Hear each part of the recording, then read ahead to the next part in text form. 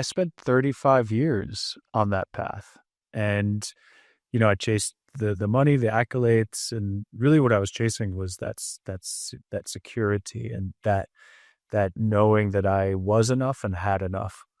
And I was always chasing and and honestly for a long time it was almost never enough. And it sent me around the world. It it took me into ultra endurance running. It took me into mountaineering and climbing some big mountains around the world. Um, and what I was doing was I was always seeking out the the hard things. And I had a vision on Denali when I was climbing Denali 2 years ago. Denali is the tallest mountain in North America. It's up in Alaska. And I was with some of my best friends, and we were out for 11 days at this point, and we had just climbed the head wall. We're up at high camp, which is at 18,000 feet or just below 18,000. So you're only at that point 2,000 feet shy of the summit. And we had amazing weather the whole time. But we were starting to track these like massive Arctic storms coming our way. And we had to make a decision on the 11th night. Are we going to stay and just try to survive through these two Arctic storms that are going to send, negative 50-degree temps, 100-mile-per-hour winds at 18,000 feet? Or are we going to head down and try again another time? And for me, my first instinct was, of course we're going to stay. That's what I do. I do hard things. And if somebody else can stay, then I can stay because I've proven to myself over and over, I can suffer just as well as anybody else. And that was my first instinct. And then I laid there in my tent that night. And I remember thinking, well, why? It's been an amazing climb. I'm already higher than I've ever been.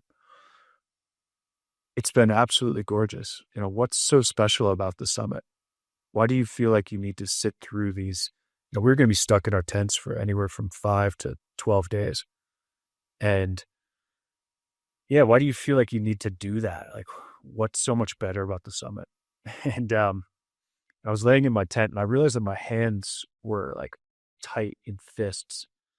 And I realized that it was like white knuckling, which I had been doing my whole life. And I had, since that bus station, I had been holding on to these oars and I was rowing upstream in this little rowboat by myself. And I was actually facing forward. And, in a rowboat, it's easier to row backward, right? But I was facing forward because I was in charge and I was gonna, guide the way. And I realized too that I'd always been pointing toward the rocks and the rapids deliberately and taking this real perverse pride and pleasure in being able to do that. And then also being able to outrow others. And I laid there in the tent and I thought, this summit it's right there, but the mountain doesn't care about your effort. The mountain's going to send you, impassable weather, and effort in this case is not going to equal success. And so I started to open my hands, and it was this somatic release where it took me minutes to unclench my fists. And when I did, I began to feel the oars drift from my fingertips. And I felt the release of no longer holding on to those oars. And in that moment, I felt myself in that boat come sort of lose momentum and then begin to drift backwards with the current.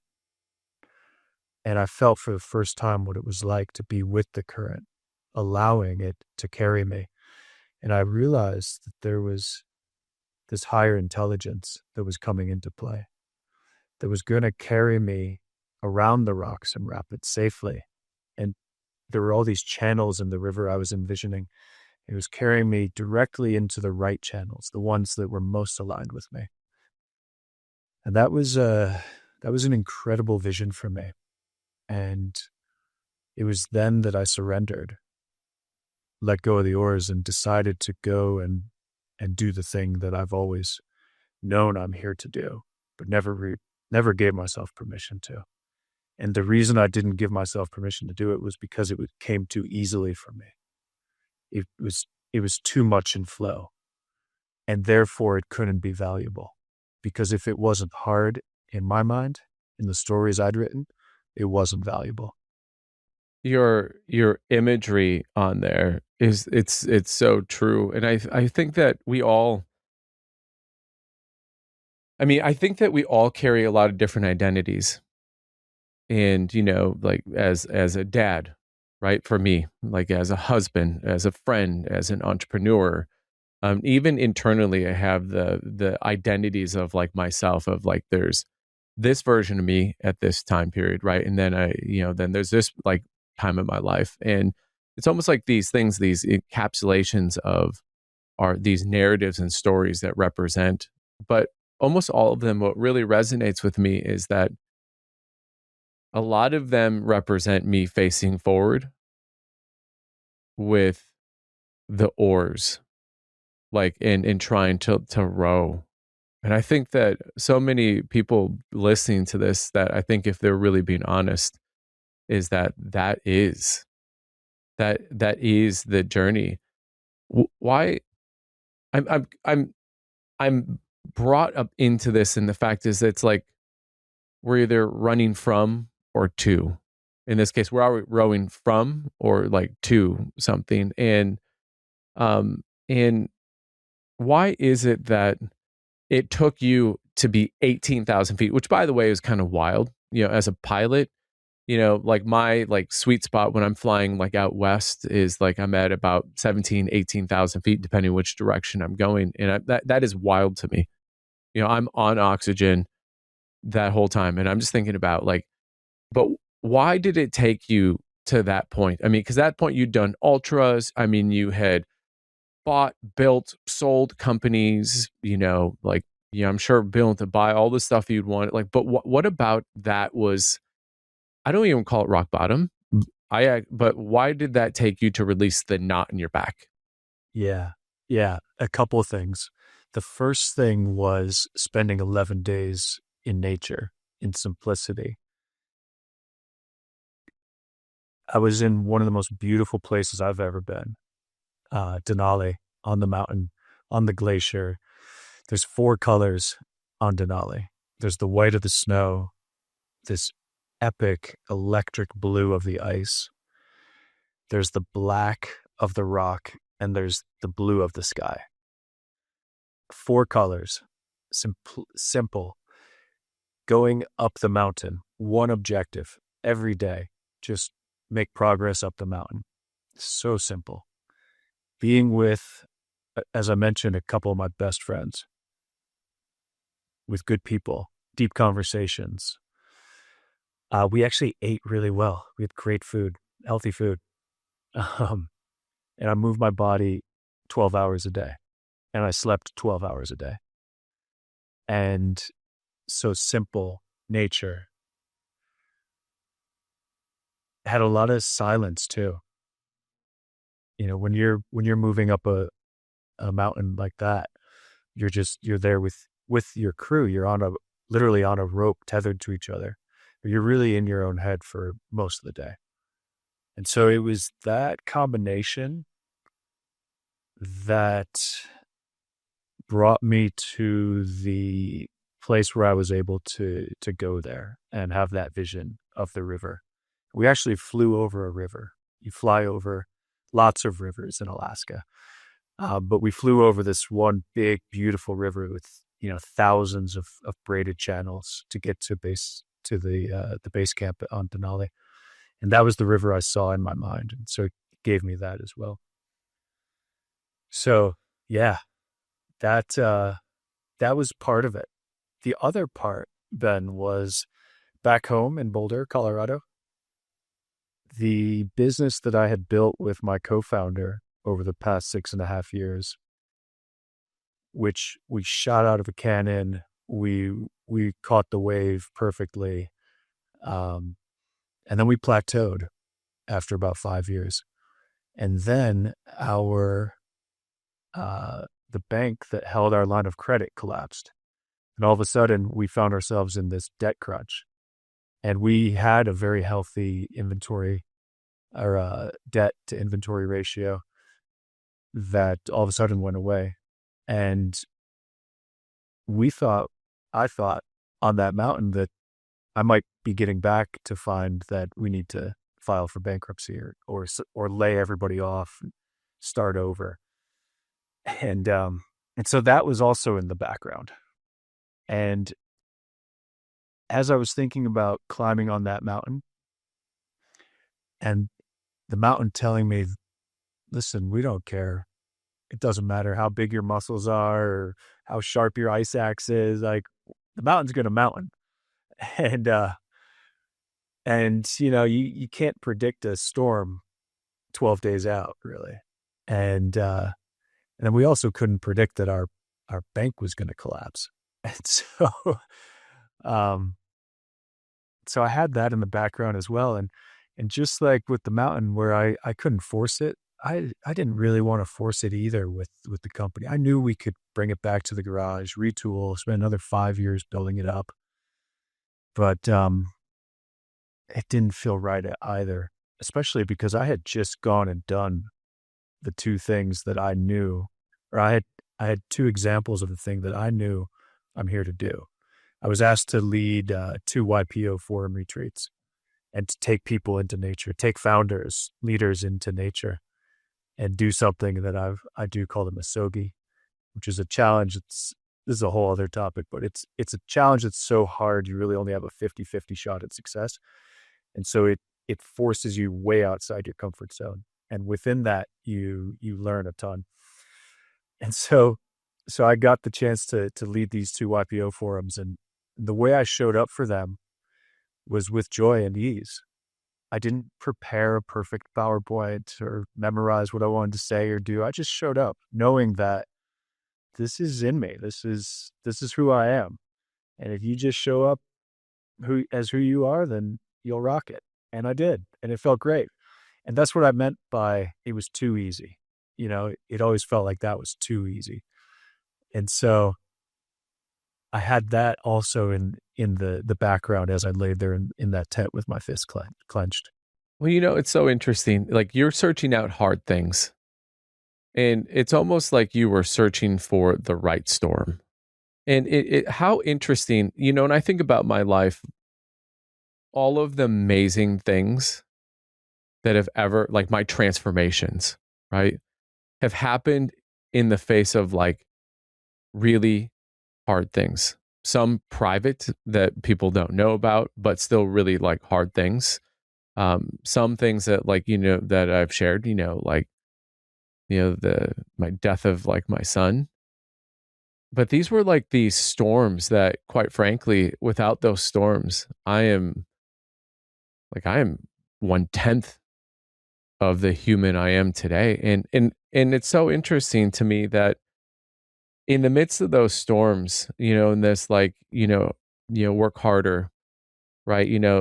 Just do it, like all these axioms, right? We have that come from athletics. And I think part of like also being American, right? There's like, work hard, play hard. But what would you say in terms of, because it seems like there's also this other, I don't know if it's a counter melody or it's like a melody that's underneath, like it's harmonizing with that sort of like that message. But, some people could have said, well, you quit.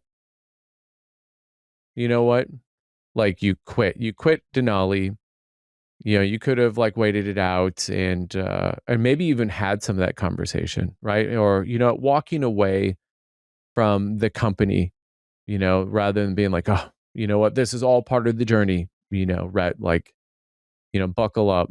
Like, why is it that people, well, I'm curious from the standpoint, did you kind of have that experience and have to kind of navigate that journey of like, okay, this, like for someone who quitting, but then second, why is it so hard for people to metabolize a pivot as quitting? Yeah. Yeah.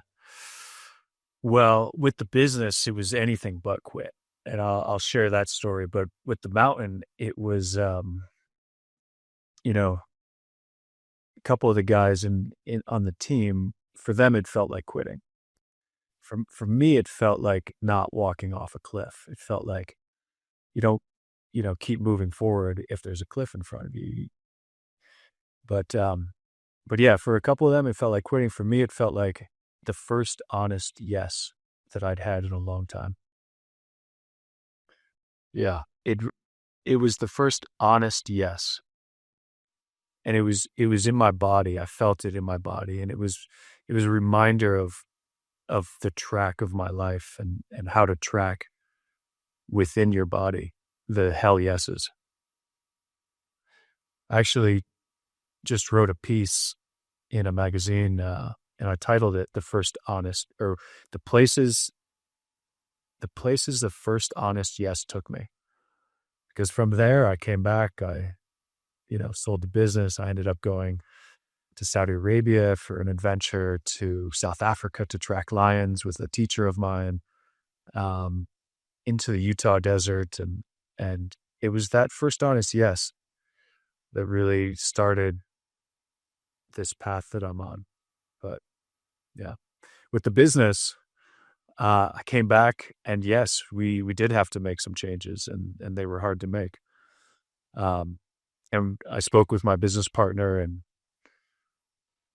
I told him I'm ready to sell, and he said I am too.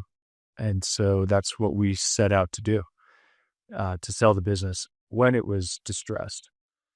But I was ready because I knew what I wanted to do, which was to go and coach and get people outdoors and lead retreats and help people, especially founders, on their journeys, and help them cross the thresholds that are part of their lives. And and yeah, I had also gone and seen a man talk, Travis Luther, and he went around and he interviewed people on their deathbeds, and he found that a lot of those people attributed their sickness to constantly lying to themselves for an entire life, where they knew that they were meant to be a teacher or a dancer or an adventurer or a lawyer, and instead they were a doctor or an engineer or a CEO. And they woke up every day and they went and did that thing, and they were lying to themselves every day. And Travis found that a lot of people attributed their sickness to not living a life of alignment. And I realized that I had been doing the same thing. It had been making me sick. And if I wasn't careful, that could become fatal. I want to talk a little bit more because there's a whole bunch of different. I want to talk about your line tracking. I want to talk about Misogis and this idea of showing up with like no agenda. But I've never heard anyone talk about yes, as in it's yes or no. It's definitive, right? There is no sort of like cop out. It's either you will or you won't. But I've never heard anyone talk about that not all yeses are clean, not all nos are clean, and that there's and it's either an honest yes or it's a lying through your teeth yes. And can you talk a little bit about if someone's listening to this, how do they identify the honest yes? And if they're not living an honest yes, what questions or thinking could someone who's listening to this go, okay, like, oh, like this is the first step? Yeah. Yeah. Well, it's become my work. It's become it's become everything for me, really. And the tracking of it is done in the body. And we know what a hell yes feels like in the body. Like, we know that. I talk to a lot of people about that, and for almost everyone, it's like it's in my chest, it's in my gut. It's this opening. It feels alive. It feels expansive. It feels like this big release. It feels good. And that's a feeling that we need to get to know and understand and really be able to tune into. A another type of yes that's not a hell yes, it's not going to be as open. It's not going to be in the chest, in the heart, in the gut. It's going to be maybe, in the head, in the shoulders, other parts of the body. And you know when it's a hell yes versus just a yeah, okay. And then you also need to know and be able to track what a no feels like. But honestly, if it's not a hell yes, then for me these days it's a no. And I know that comes with privilege, and that comes with a lot as well. But I'm all about tracking the hell yeses, and anything else is just a no for me these days. Yeah, well, let's lean into that a little bit because, for example, in one of my businesses with a wealth management company, a wealth coaching company, I hear people all the time talk about like it's really hard to become a millionaire. And I'm just going to tell you it is not that hard to become a millionaire. It starts with starting, and it starts small, and the consistency of doing it. So to your point, when you said, and I want to kind of not defend you in terms of like, well, from a place of privilege. Well, you've just have started. But like if someone's listening, it's just being like, well, yeah, you know what, Ret, that's really great. Like you've sold a company. Sounds like you've been super successful. Like you climbed Denali. Like that's great. You track lions. These are all things that someone might just assume like takes like money, right? But how would you combat that? Like if someone is going, you know what, I am in this minimum paying job, or I am in this relationship that does not feel like an honest yes. I am in a position, or I work for a company and I feel like, my lifestyle has been built all around this. Like, how would you respond to them? Because I don't think these things that we think that this is so hard is actually as hard as they honestly, if it could actually step outside, not be in the jar and be able to actually read the ingredients from the outside. So having stepped out of the jar to an honest yes, what would you say to those people? Well, I am one of those people, Ben, and I have made good money, but I spent a lot of it on my last company and on a nonprofit, and I'm not set for life or anything close to it. Um, and honestly, I see that as a feature, and so yeah, I'm hungry. But the thing is, even if I, and as I mentioned, selling our company in a distressed state wasn't the most ideal outcome. Although um, it was like, and my wife and I talk about this. It was the perfect exit, in every way, aside from perhaps the financial. It gave me a runway to go and get started in the thing I've always wanted to do, and I'm super grateful for that. But the lessons I learned from that exit were just so good, so good. I mean, there was a time where I just wanted to parachute out, like, that the the bank that collapsed, that book got bought by another group, and they sent debt collectors and attorneys, and it was just it went from being not fun to scary, and yeah, it was the worst time of my adult life after coming back from Denali, um, because I thought I was going to go back to that little kid in the bus station, and and I it just felt so unfair. It felt like, God, I've worked so hard from getting, transforming my report card in fourth grade to walking all those dogs to doing all the right things, and it felt like it was all going to come crashing down, and all that work was going to be for nothing. That's how I was thinking about it for a good 5 weeks, and it felt like it was all happening to me, and it felt unfair and scary. And then I went and I sat down with a coach, amazing guy here in Boulder. Kevin Lawrence is his name. And I told him why I was why I was worrying so much. I said, I think I'm going to go back to being this kid. And I poured my guts out to him for 15 minutes. And afterward, all he said was, so why are you worried? And I looked at him like, dude, were you asleep? Like, did you hear anything I just said? And, He goes, no, no, no, I heard you. But why are you worried? How does that help you get out of this situation? And I just, as soon as he said that, I knew he was right. And in that moment, I dropped 60, 70% of the worry. I said, it's not serving me. And before that, I had told him, I just wish I had a parachute. I would just jump.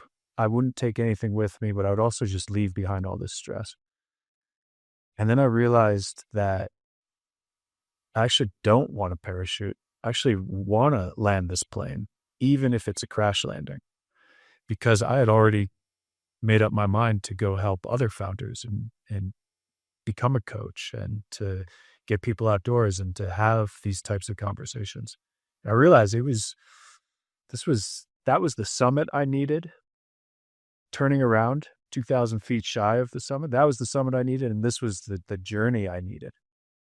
And then the very next day, after I dropped all that worry, I realized how we were going to get out of it. And I had met a man at a networking event 3 or 4 months before, and I just knew he was the man who was going to buy our company. I called him up. I said, we're for sale. He said, that's wild. We just engaged a company to help us find a business to acquire.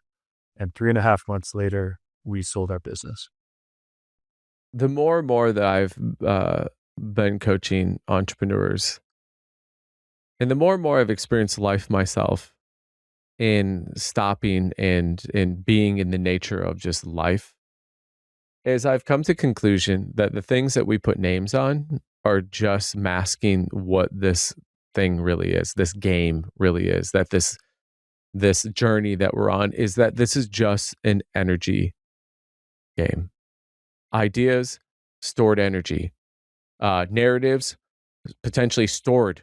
Now, by the way, it doesn't have to be just positive energy. It could be negative energy. But I'm just thinking about, you just released 60 to 70% of the anxiety, worry, i.e. energy. And all of a sudden that opened up you to literally receive the energy that universe, God, whatever was just waiting, like waiting for you to be able to receive. I just, there's no coincidences. No, there's definitely not. And it's all out there just floating around. And I just like feel like these like glowing orbs are just flying by us at any point. And it's all just about us tuning into it and being in a place of receiving so that we can see them and then grab them and then hold them and then examine them and feel is this a hell yes, or do I need to let this go? So it's always out there for us. Yeah. And again, if you would have told me 12 years ago some of these same things, I might have been, that seems really woo-woo-y. But I just got to tell you that when, if you're a person of faith, what is faith? It is just this blind belief, right? You don't necessarily need like the proof. But I just got to tell you that, like, man, when I hear that story, it just reaffirms, like in spades, that this is just an energy game. And your storms that you walk through and went through, you came out like in an even more unveiled diamond, right? People are always looking diamond in the rough, and I'm convinced that everyone is a diamond. We're just excavating to get down to it. And these storms are like blowing it away.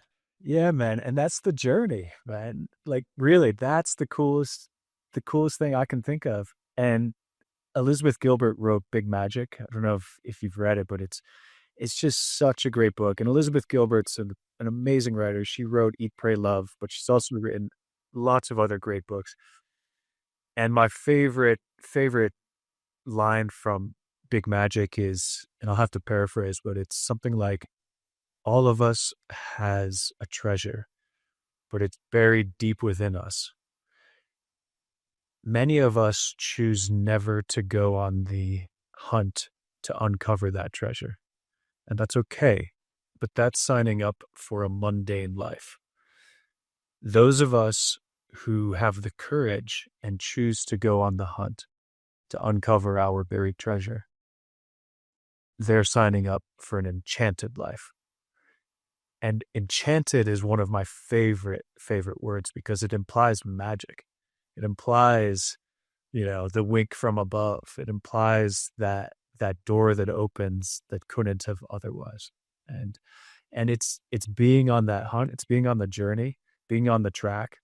That's that to me is that's how you that's the second rule to the game of life. The first rule is be yourself. And that is just be yourself, especially when it's hard, especially when that doesn't look easy. And then the second rule is just be on the track and enjoy it. Mm, that's so good. Enchanted, enchanting, enchanted. That's so good. It's funny you say that be yourself, rule number one.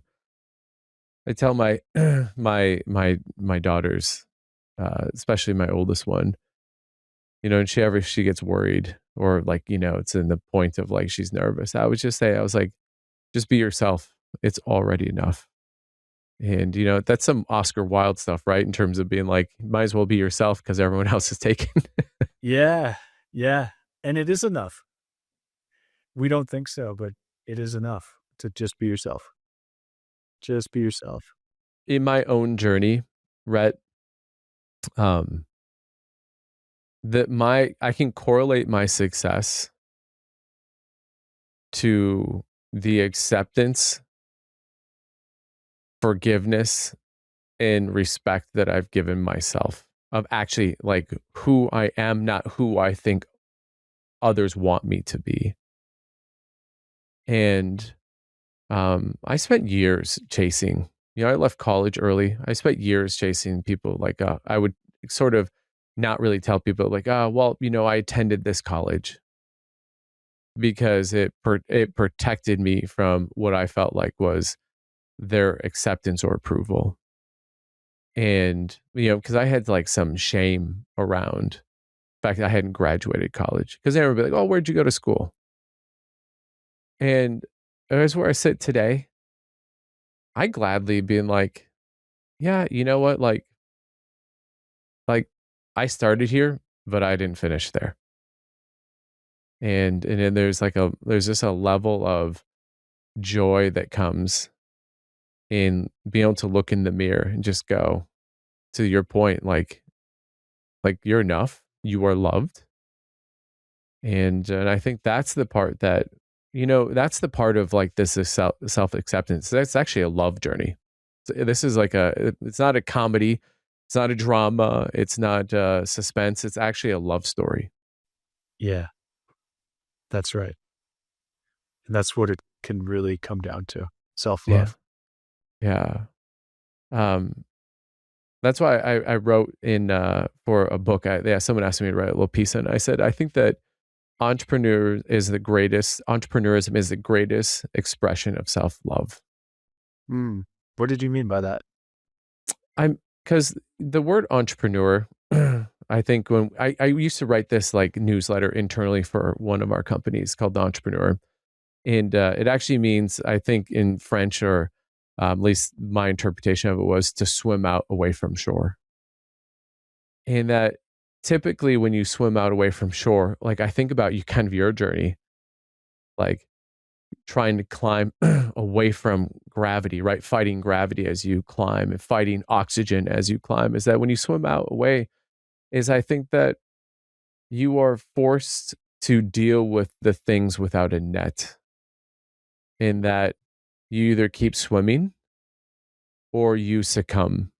And I think that when you're an entrepreneur, that you have the ability, at least I should say, I think that what entrepreneurism allows it to happen is that for you to apply the you-ness to a problem that someone else has, even if it's already been invented in a way that people go, you have impacted my life forever.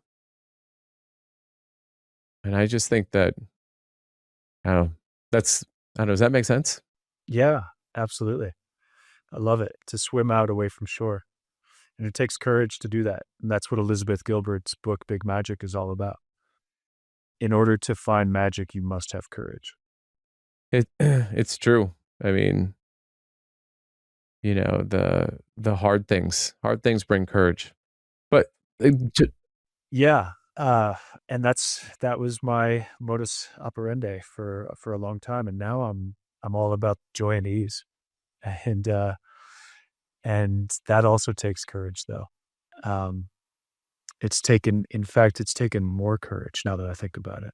yeah, I was just gonna ask you, I feel like that has had to take more courage because you have to refilter, retune the dopamine, the external either disapproval, not understanding, the potential financial things that you were saying no to.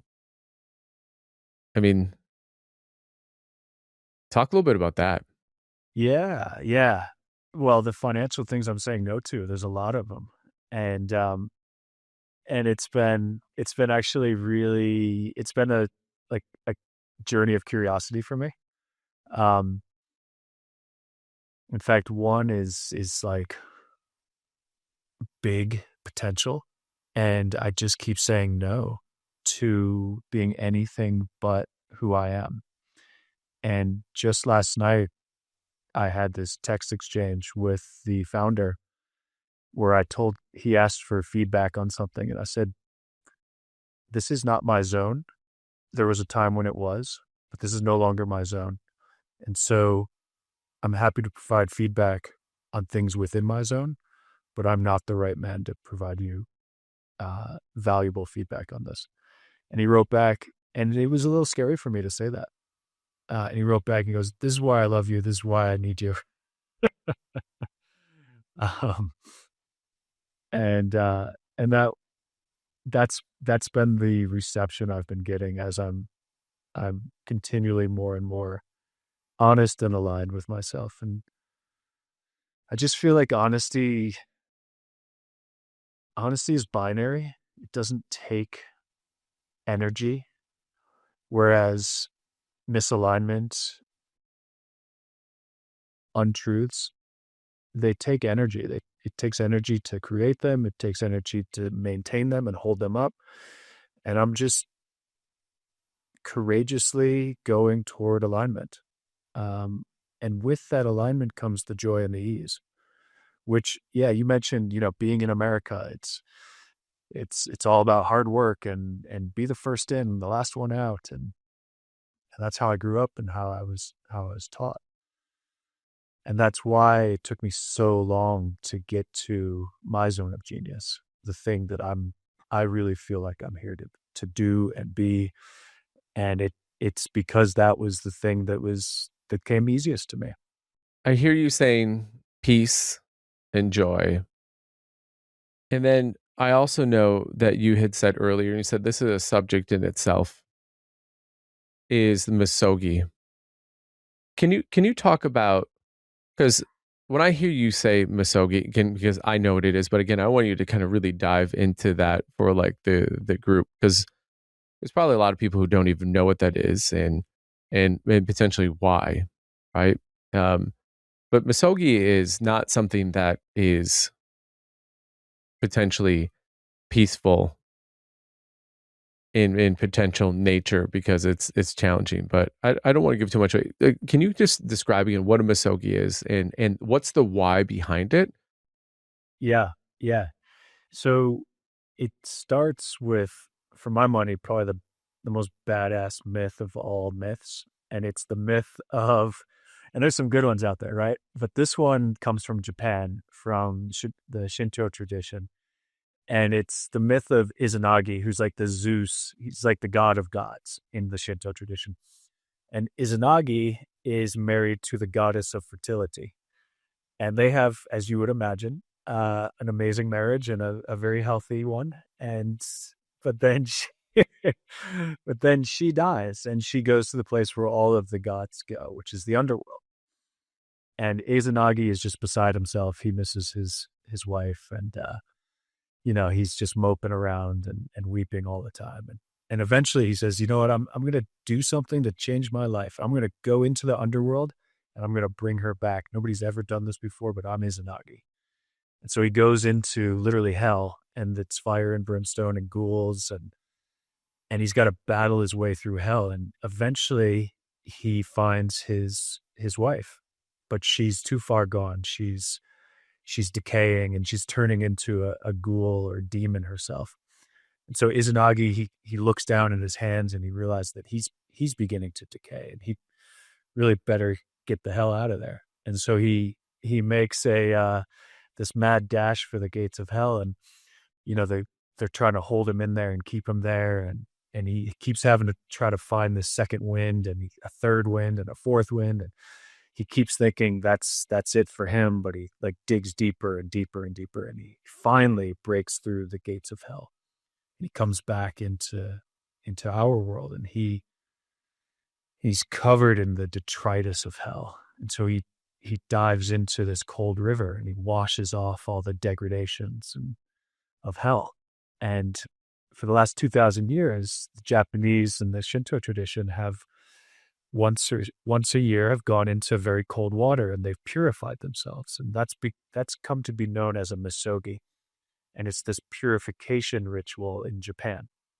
Now, fast forward 2,900 and, et cetera, years to just about 10 years ago, a man who loved to do these big adventures. He was a former professional triathlete, and once a year he and his buddy would go and do some crazy wild adventure. And his buddy was a Aikido practitioner, and he said, let's call it a Misogi. He knew the tradition, he knew the story of Izanagi, so he would call these big crazy adventures that they would do a Misogi.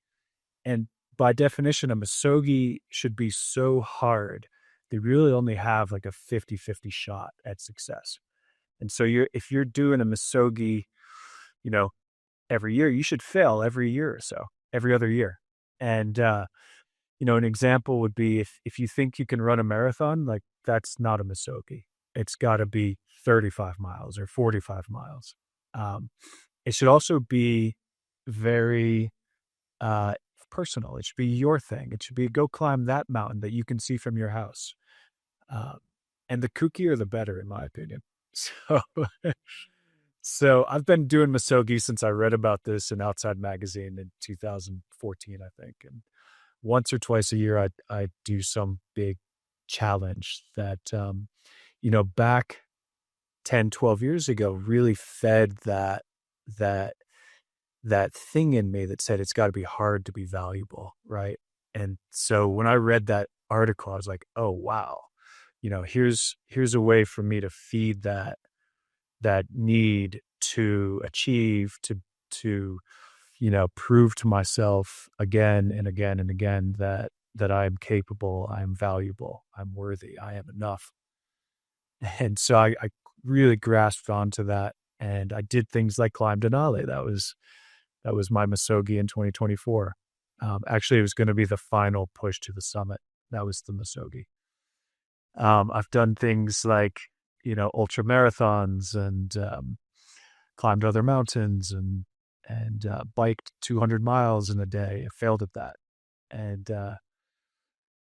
And so, yeah, it's by design. It pushes you way outside your comfort zone. And if you think of your comfort zone as this sort of orb around you, a lot of us stay within that, and we bump up against the edges from time to time, and then we retreat back. We go, oh, that was enough. We retreat back. And because of that, we never really get to know just how strong and capable we really are. And that's what it all boils down to. It's a deeper understanding just how strong and capable you really are. It's so beautiful though, and how strong and capable. It's that journey, as we were talking about before, that, that big magic treasure that, truly, I say this, I would rather have my son here any day, every day.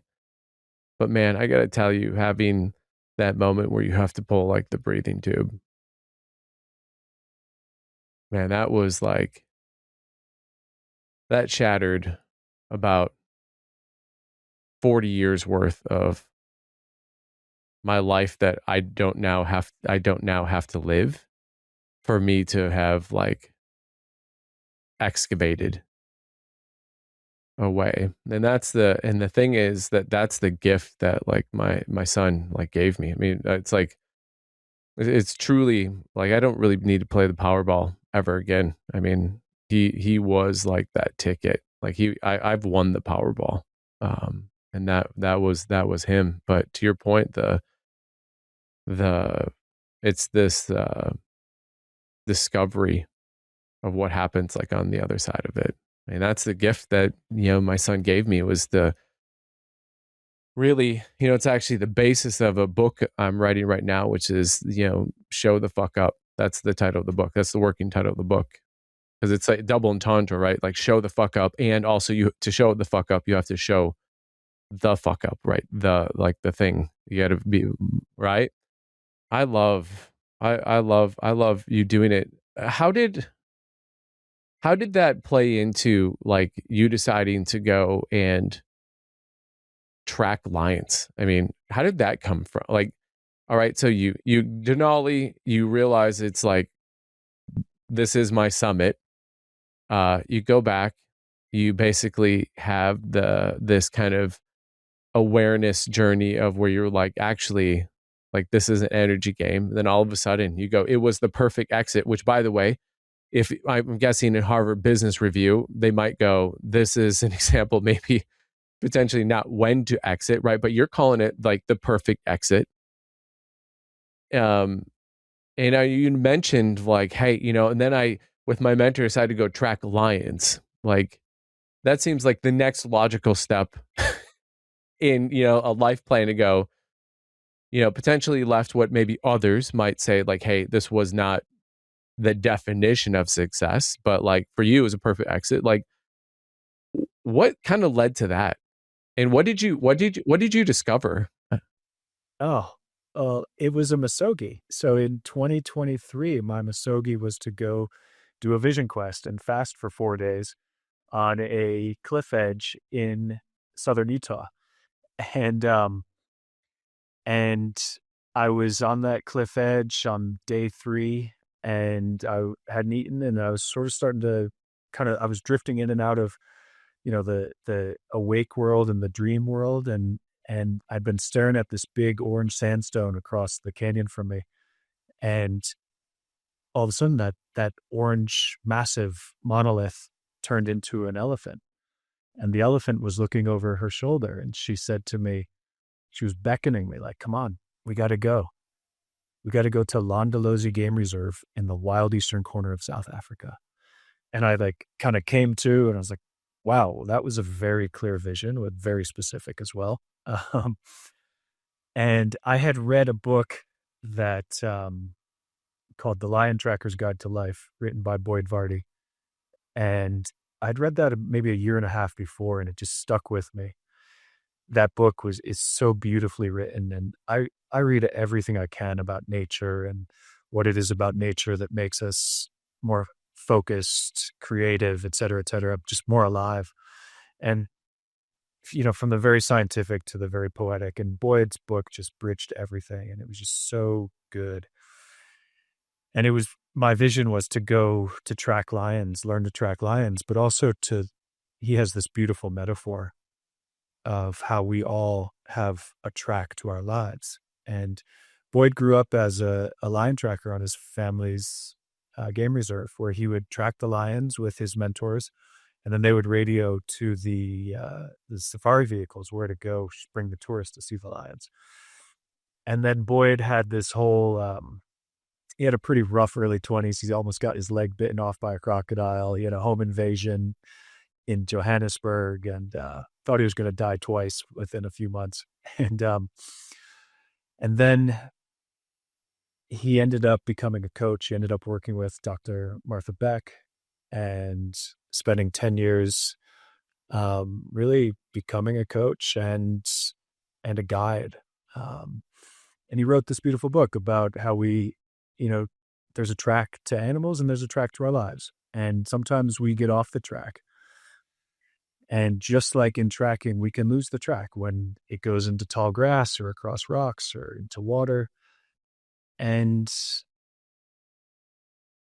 that happens in our lives too. And we lose our track from time to time, and it becomes hard to follow. And what do you do when you're tracking animals? You go back to the last track, the last confirmation track.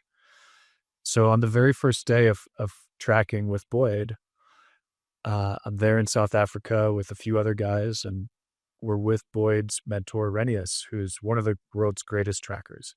This guy grew up tracking lions with his brothers so that they could rush in and hopefully scare off the lions and cut off a hunk of meat so that they could eat meat that night with their family. That's how Renius learned to track. And that's one of the oldest ways of getting meat. And he might have been the last generation that does that. But we're there with Renius. Renius has been tracking since he was 4 years old. He's in his 70s now, I think. And we were tracking a rhinoceros on the very first day. And, this is a massive animal with a dinner plate sized footprint. And he kept losing the rhinoceros track. And he would, without any shame or embarrassment, I mean, here's these guys who've paid a ton of money to go tracking with him, flown halfway around the world. Without any shame, he would go, "Oh, guys, we lost the track." And then we would just turn around and we'd all walk back to the last time we saw the track, the last track. And then we would find that, and then we would go and inevitably we'd find the next track and the next track and the next track. But it was this process of forward, then backward, forward, then backward.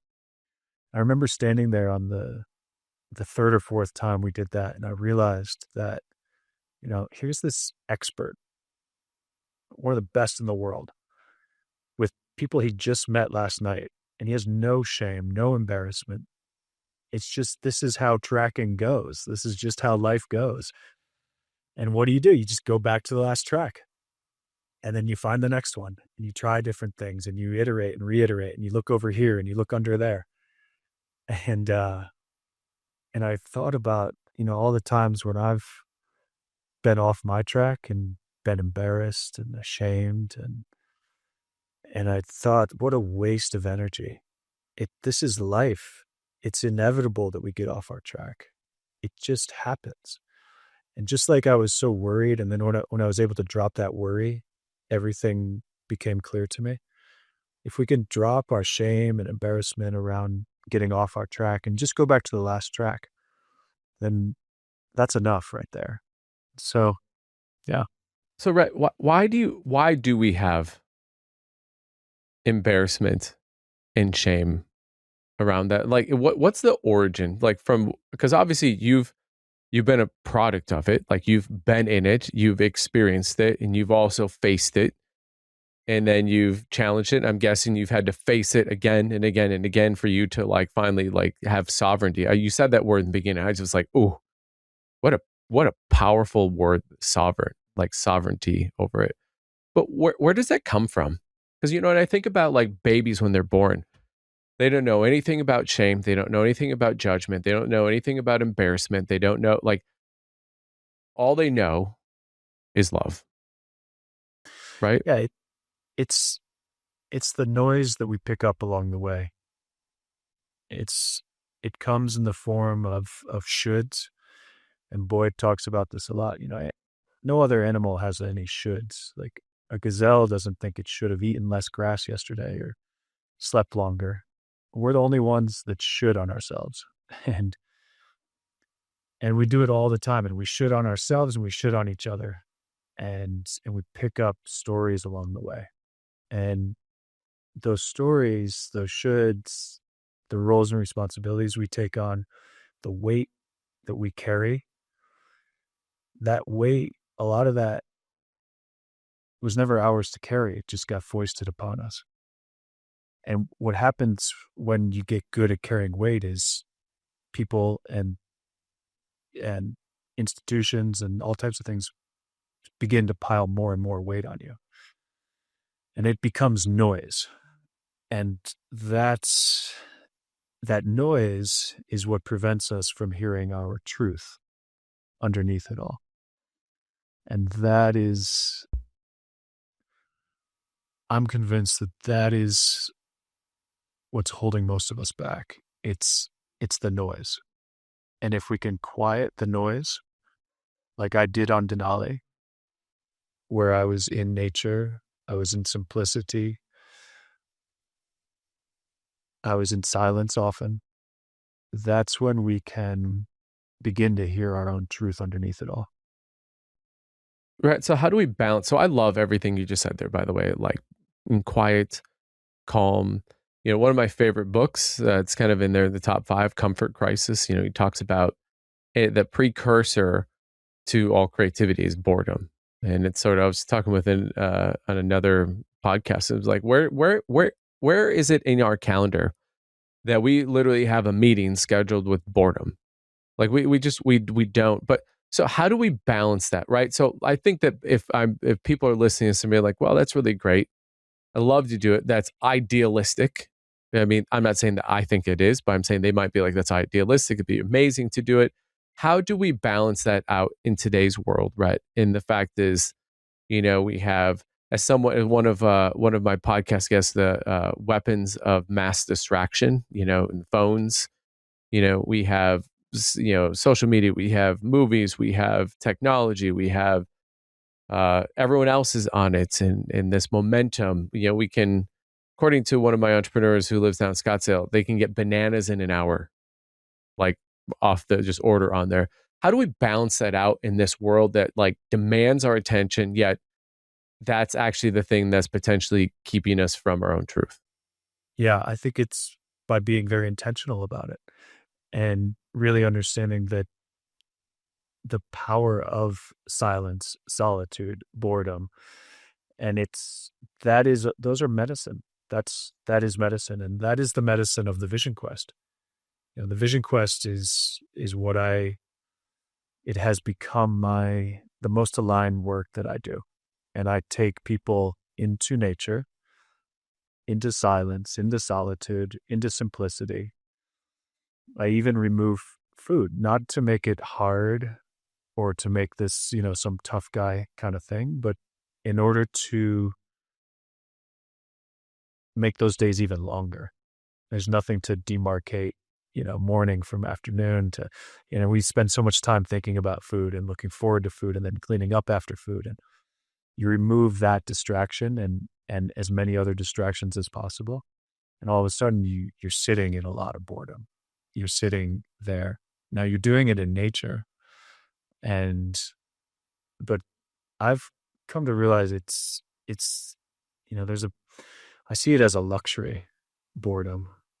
Um, it's one of the reasons I love just to go and be in nature. And I used to need to climb and summit and, you know, PR on a trail or on a bike. And now I just love to go and just be. And I'm very, very busy. And so I love there's a lot of things I want to do and I'm excited about all of them. But I love just being and being with the time. It's one of the reasons I love fly fishing so much. It's the confluence of two things, a lot of pristine nature and a lot of time. Yeah. Can you elaborate even more when you said I'm really busy?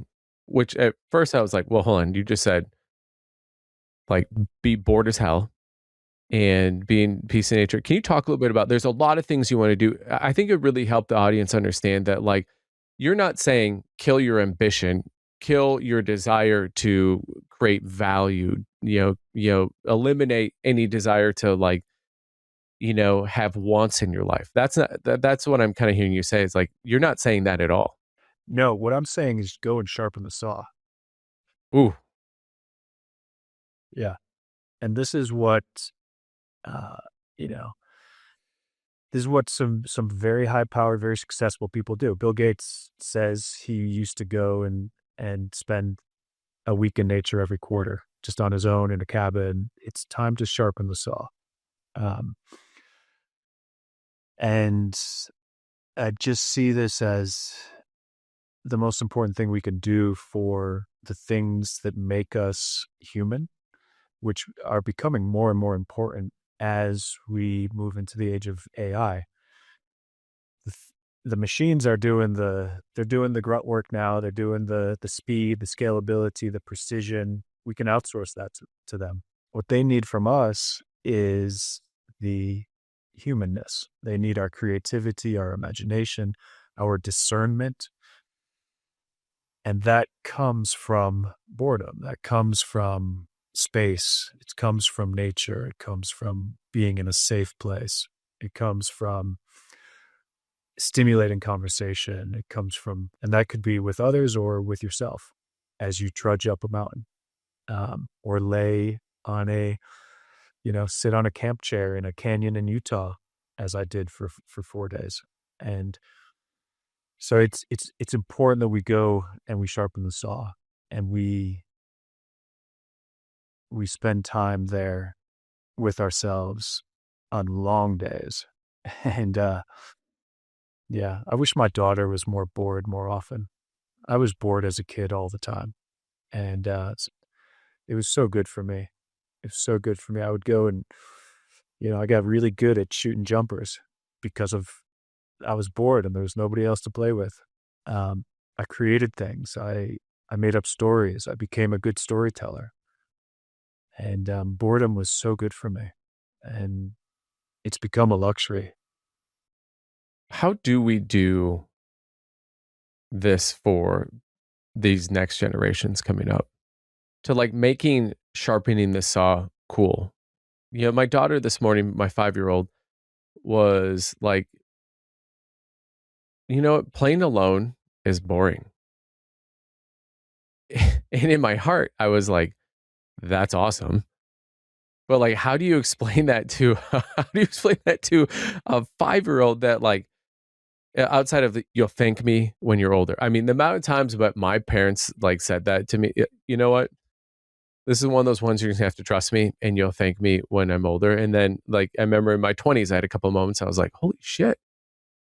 I was like, that is so true. But how do we make sharpening your saw in the way that you have found to be super effective, be really attractive to these generations?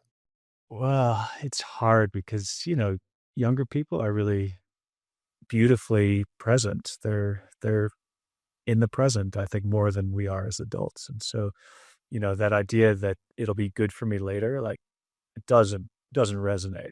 I think there was this, yeah, Did it with me then, and I'm sure it does it now with me as a parent. yeah.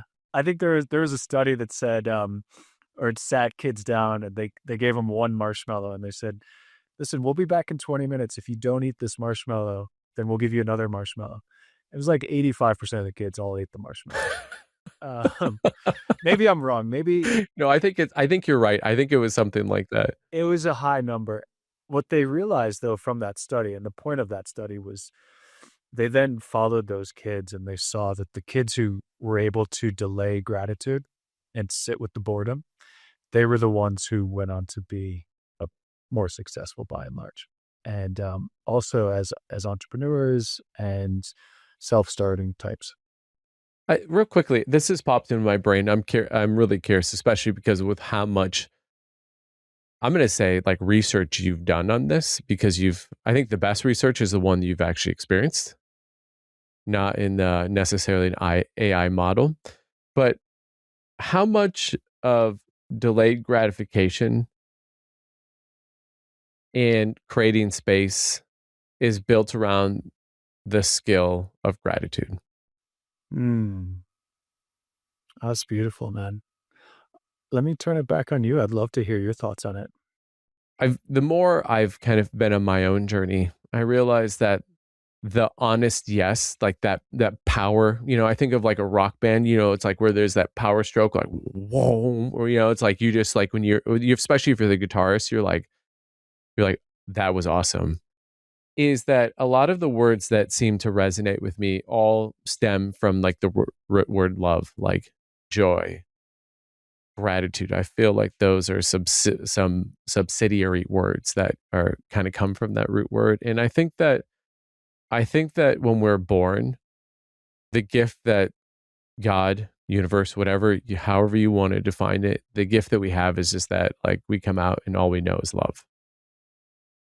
And then from there, it's like it's either decaying or appreciating, depreciating or appreciating. And obviously it goes, I think that there's this kind of meandering, right? We experience everyone experience both sides of that. And I think that when I see people in the space of joy and peace, there seems to be a high correlation for their ability to metabolize things in their life, energy, experiences, ideas, narratives into a way that makes them say in gratitude. Like I had just seen on, and maybe this is where I'm resonating from this, that basically like Warren Buffett had this thing that he had like the I am good with, like I'm good here. Let me just see here. When he was younger, a multimillionaire had taught him the rule of three more. Whenever a problem arises, I'd say three times, good thing that this can change the way your brain reacts to life. And I was just going, so I'm just curious in terms of the ability to do that is the skill that we often don't spend a lot of time talking about. It's a good like footnote, it's a good axiom, but the one that gets rewarded more is the one that you kind of talked about, your 10-year-old self, harder, right? Like last in, first out, just do it, no pain, no gain, like all these things. Like that's the one that you see. You don't see necessarily Nike going out and being like, hey, this person sitting in a lawn chair on a shelf in a Utah, you know, like wilderness and going, just do it. And showing scenes of immense gratitude and being like, that's what's going to lead to clarity. And to your point, especially in the I think in this next wave, this next economy that my friend Chad Jenkins coined, the idea economy. Where do ideas come from? From creativity. Where's creativity come from? Well, a lot of it comes from being bored and having space to think. So I don't know. I mean, how does this land for you? Well, it lands because this is what I'm all about. And the Vision Quest now is my deepest, most passionate work. And the reason is because I love that term. I hadn't heard that, the idea economy. That's right. And you're also right. That's where ideas come from space, from solitude, silence, well, for many people, for some it doesn't.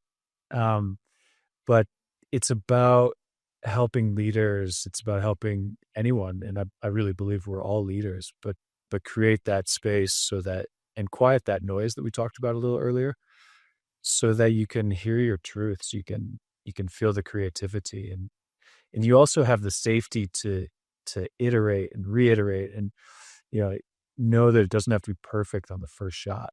And, that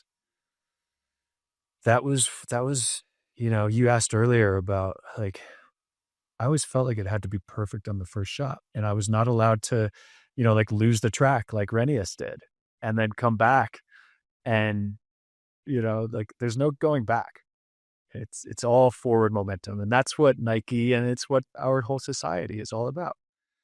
Forward momentum and keep it going at all costs. But what if, forward momentum is walking you off a cliff or into an Arctic storm that you have no control over, no matter what shoes you're wearing, and then it becomes about discernment and leverage and timing and luck to some degree. And there are all these other parts and pieces of the formula that must come into play. Yeah, I heard luck. That's the word that's sticking out. What you just were talking about. It said luck is when preparation meets opportunity. How much of the one of our other guests, Tim Dyer, he actually is going to be dropping a book called I think the B Plot. I think that's what it's called. But he basically has written these like ads for like these like behemoths, like names like Starbucks, like all these ones who would go like and one of the things that he is writing this book because he goes, when you think about all like the best shows, they have an A plot line, what we think, and then B plot line, what is actually happens. And I'm really curious that the that the line that we think, that perfection line, is like the biggest fallacy, but it's in these misogis, these like climbing Denali, right? Again, the A plot line is you're standing victorious, you're taking a selfie on the top, you're posting on Instagram, people are like, dude, that's crazy, right? And instead it was, I'm 2,000 feet short. I'm sure you could see it. Like it was like right there. And you go home. And flip side of that is that the plot line was a plot line be like, well, your company didn't work out, fail. But instead, the B plot line was actually, this was the perfect thing that I needed. Exactly. That's exactly right. Yeah. And thanks for framing it that way for me, actually. It's I love that. That B plot line. That's the more human side of it all. That's the more real side. It's the part that others can actually learn from. You know, great. You stand at the top of the mountain. Good job. Like, oh, tell me about when you had to turn around. How did that feel? What did that bring? The the thing is, if you don't have the B plot line and you're really pissed off that you didn't make it to the summit and it's a failure, and then that's a shame. You're really missing a lot there. But if you do have the B plot line, yeah, there's so much more there for you. And I honestly think it's a mindset. It's like the B plot line is a mindset. What is in this for me? What is the golden thread here? What are the teachers? Why was I meant to not reach the summit? What actually is the summit? Why is this happening to me or for me? And if it's happening for me, then what's the silver lining here? And if you begin to think that way with that mindset, you will find the silver lining. You will. There's always a silver lining. It's a mindset for sure. Do you view these vision quests? So number one, again, just I would love in terms of, well, I'm going to back up here. Do you view these vision quests that you have done and that you do for others as almost the viewing party on their own B plot, A plot, B plot episode? I'd have to think about that.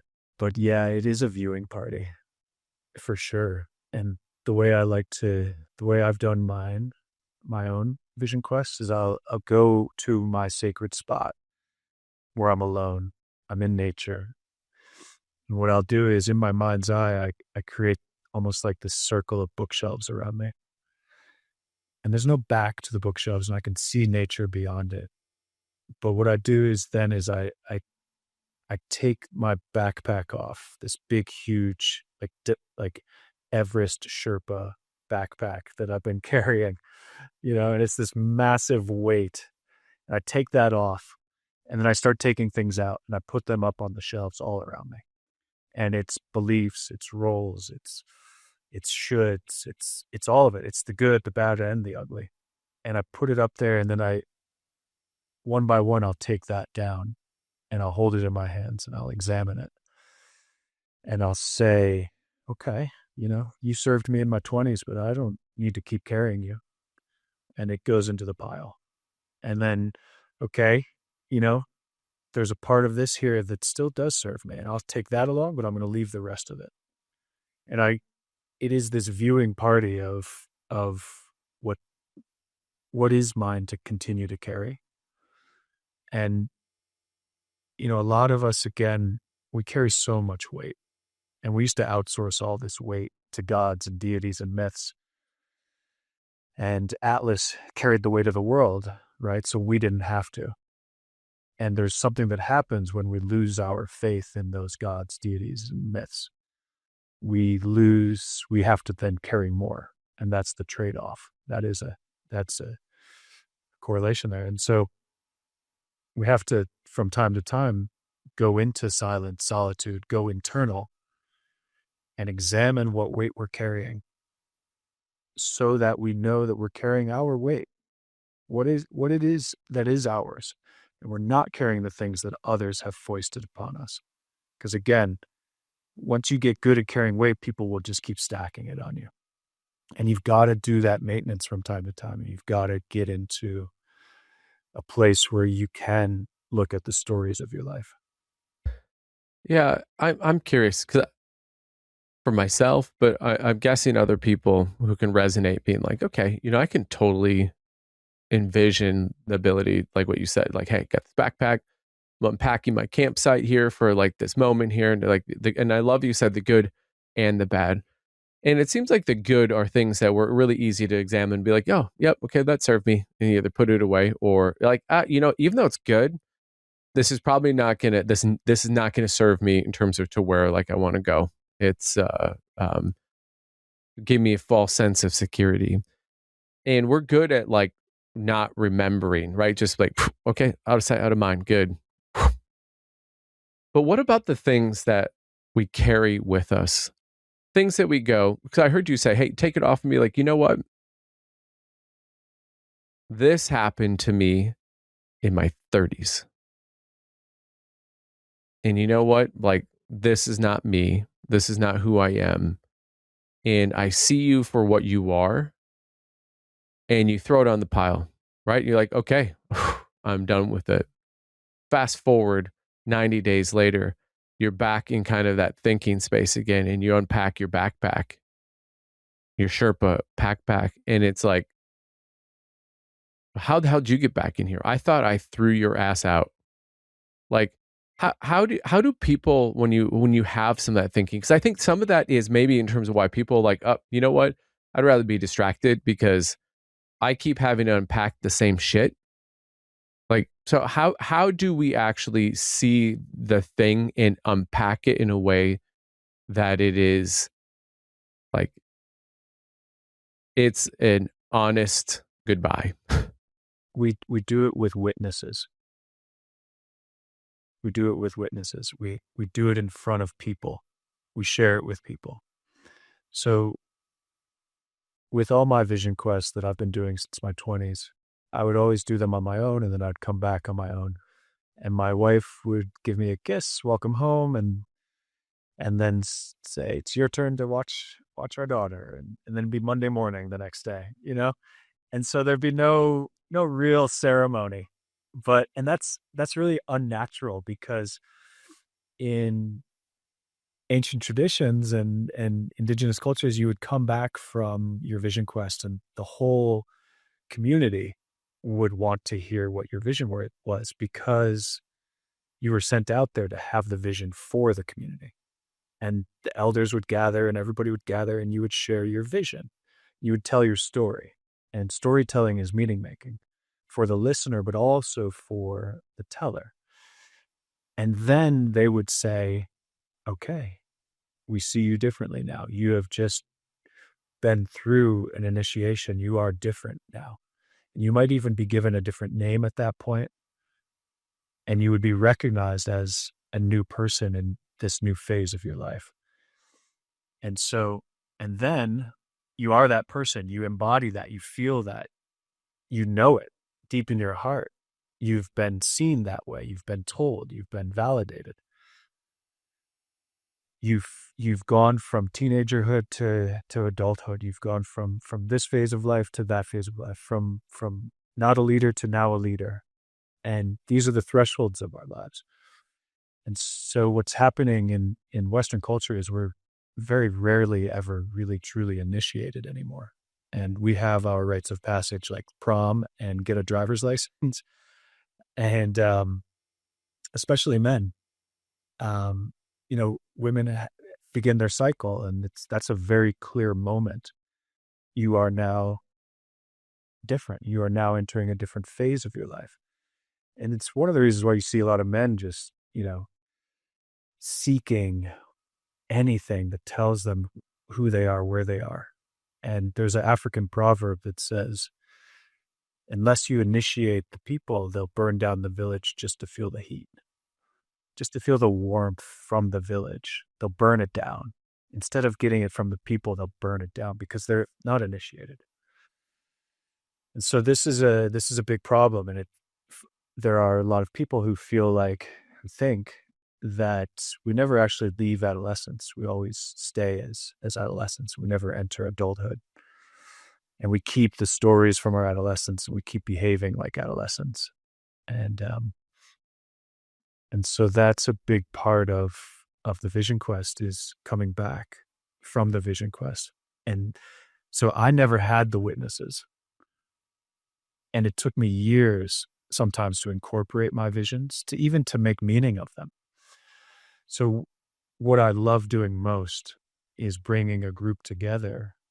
They all disperse to their sacred spots in the threshold, and then they come back from the threshold, and we come back to our base camp, and we sit around the fire, and we sit in circle, and we share our visions. And you're sharing it then with somebody who's just been through what you've been through, because the elders in the village, they had done their vision quests as well. They had done their rite of passage. And so we get to share it with these people. We tell stories. We tell, the visions that we saw, the mundane parts, the mystical parts, and we get seen in that. And then those of us around the circle, we just mirror that back. We reflect it back. There's no fixing or solving. It's just, when you mentioned this, I really felt you come alive. Just a reflection, and they get validated, they get seen, they get witnessed, and it becomes internalized in a way that it can't without the witness. And it's my favorite part of the whole week. And we take as much time as is necessary, so that one does get that witnessing. And that's how it becomes internalized. That's how you don't bring it back with you. That's how 3 months later, it's not creeping back in. Also, that circle is now your brotherhood, your sisterhood. They're keeping tabs on you. We're asking, how are you doing? How are you doing with your vision? Have you slipped back? Why? What's going on? And that's how it was for those in the village too.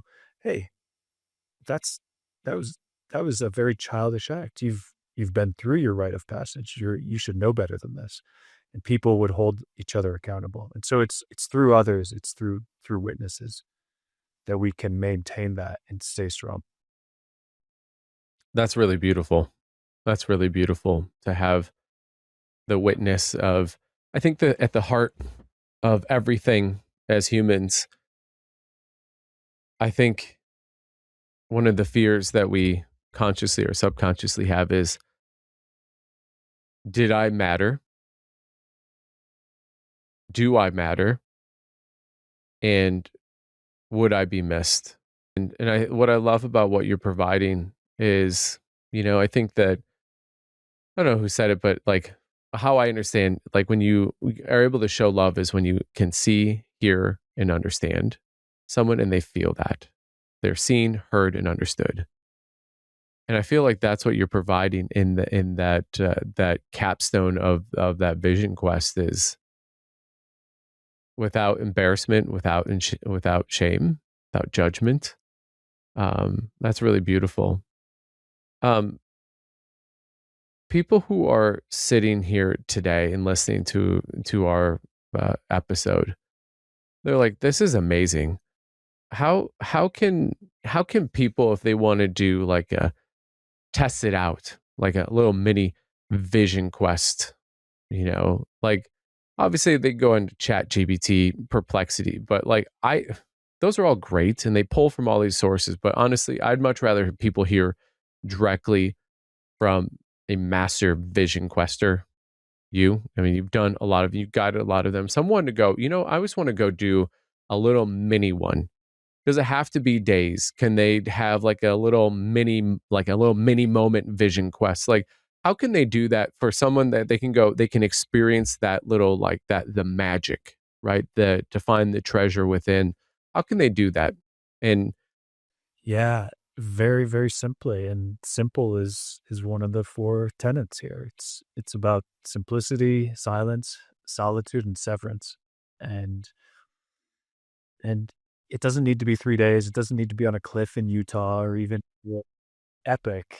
But I highly recommend it is somewhere natural. It is somewhere you're not going to be disturbed. Um, and so find your nearest state park and walk into it and spend as much time as feels comfortable. And then spend a little bit more time and a little bit more time after that. Stay. Stay and sit through the boredom. The boredom is one of the it's part of the medicine there. And on my vision quests and on most, there's no psychedelics. It's a common misperception. It's the medicine is the land, it's the intention, it's the boredom, it's the the bird that comes and visits you, it's the way that one leaf flutters in the wind. It's the sun crossing from, you know, 15 degrees to 45 degrees. And so it can be an afternoon just sitting in silence in nature on your own and going there with the intention of really examining what's yours to continue to carry and what can stay there, what doesn't need to come back with you. But it's really about turning down the volume of everything we've talked about, those roles, responsibilities, shoulds, all that noise that we allow to come into our lives. Turn down the volume and be open to what comes to you. Um, it's really important to have the right intention setting out. And the right intention is very open. It's not specific.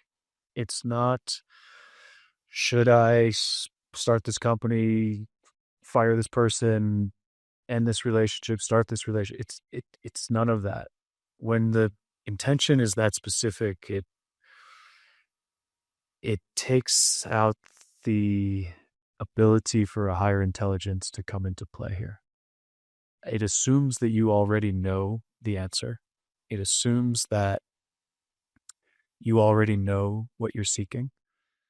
But if the intention is much more open, like, I'm here to see what I'm supposed to see, or I'm open to whatever it is that the land wants to show me, that that creates space for that higher intelligence to give you the answer that you don't even know that you're seeking. hmm, you talked about sacred place.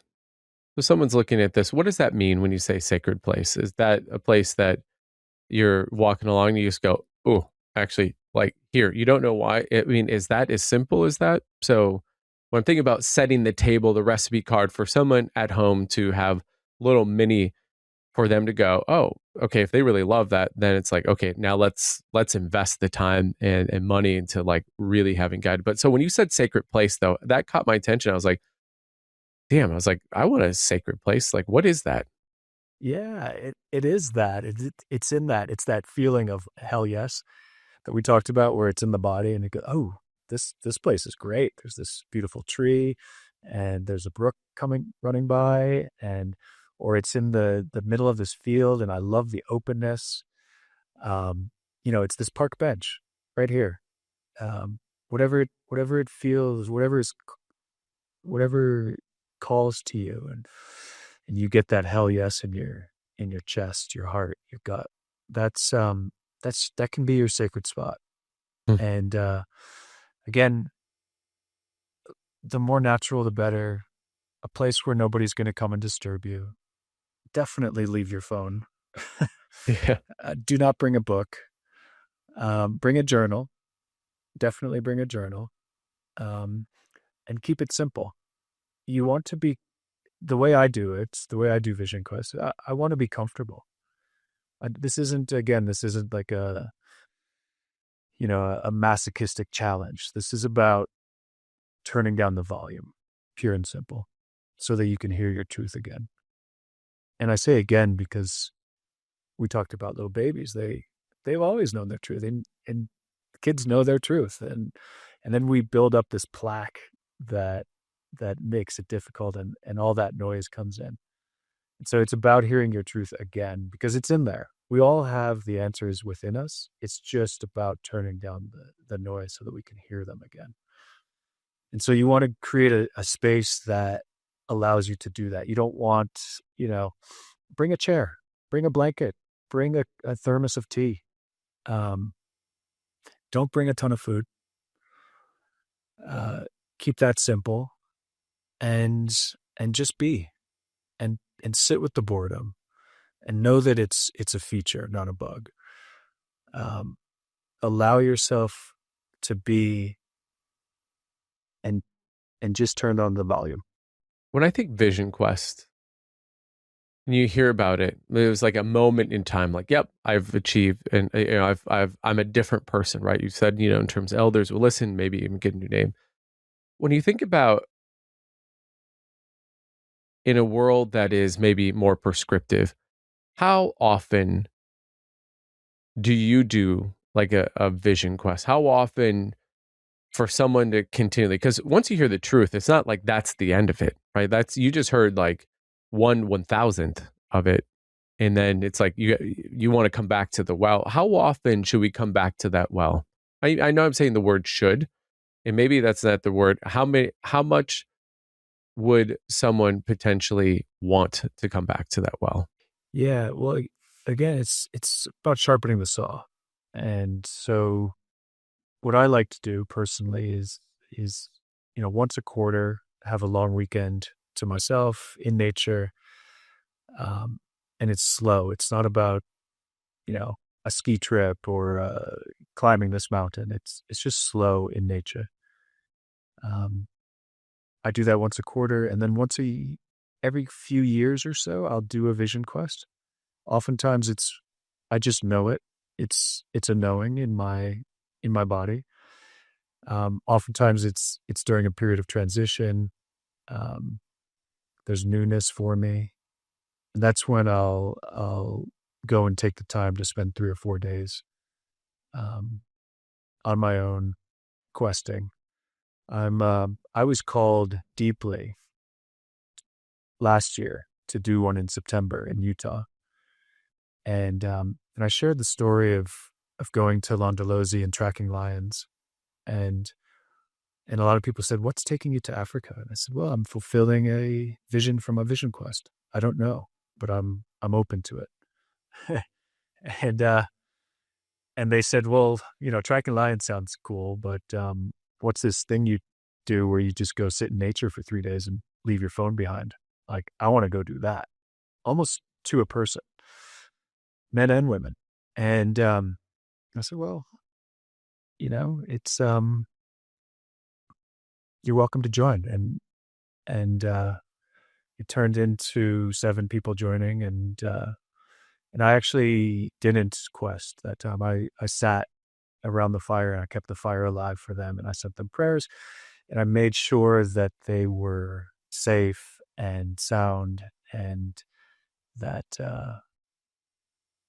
and then facilitated the return, and all of it. And it was beautiful. But I'm due for a quest, so I was invited by a friend of mine, Jalen Garnett, who's a Lakota Sioux, to go and quest with his family this June. Yeah, up in South Dakota on their family's land, and so I'm very excited about that, and I'm very called to that. And that'll be the first quest I've done in 3 years. That's that's amazing, and thank you for that. And one of the things, but as we kind of close out our time here together, one of the things you said earlier, and I think that what I'm getting from is that as a vision quest, as you actually understand your own truth, is that you start to have the capability to show up without an agenda. And I wanted to kind of end our conversation talking about, you had said showing up with no agenda. Love for you to define that. What does that feel like? And if someone's listening, what's in it for them to actually do that? Showing up without the agenda to me means having a faith that there is a higher intelligence that will guide you. And it's about letting go of the oars. And I spent so much time rowing, eyes forward, guiding, knowing where I was going, pointing. And it was when I let go of the oars and began to drift backwards that I began to show up in a way that felt like I was winning the game of life, which the number one rule to the game of life, in my opinion, is to be yourself, be authentic at every turn, especially when it's difficult.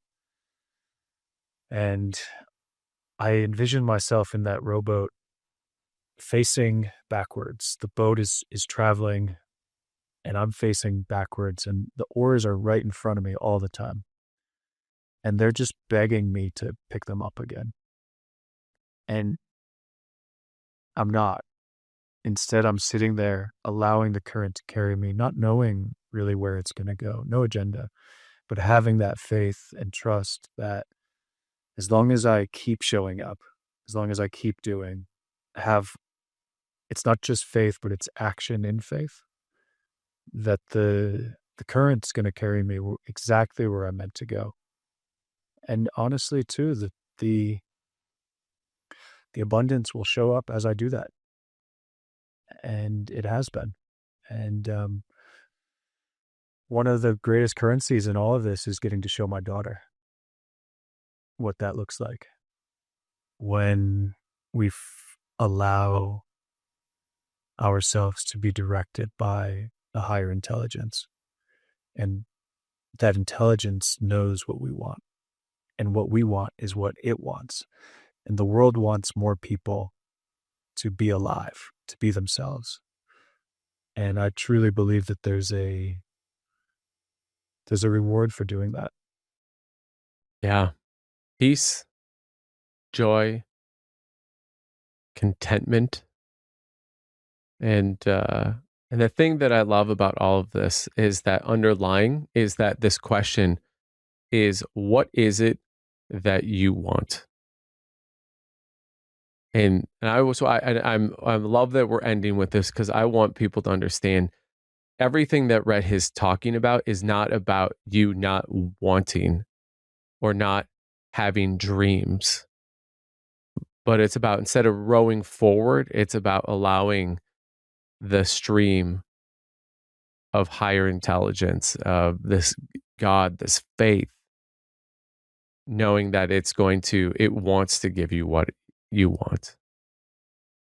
Mm. Mm. Right? If people want to know more about you, they want to follow you, they want to read more. By the way, I hope you have a book that you're writing or that you have written, because I'm listening to this going, man, this would be something I'd want to read.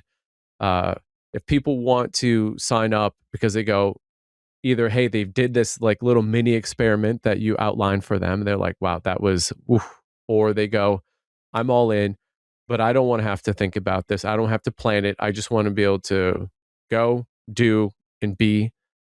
Where do they find you for any of those? Yeah, yeah. I am writing a book. On the third draft, and it's been an absolute joy to write. It's called The Call, and it's about the call that we feel to go and do these sorts of things. It's the call that's within us when, yeah, for that person where it goes, oh yeah, I need that.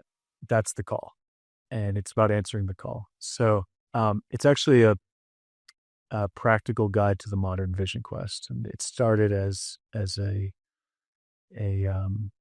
what I thought would be a short little read for those who joined me on Vision Quests, and it's turned into a still a short book, 100-page book, which I like, and so that'll be coming out in the next few months, probably in Q3 of 2026, and then yeah. I'm on my website's probably the best place. It's rettaylor.com. It's RET Taylor.com.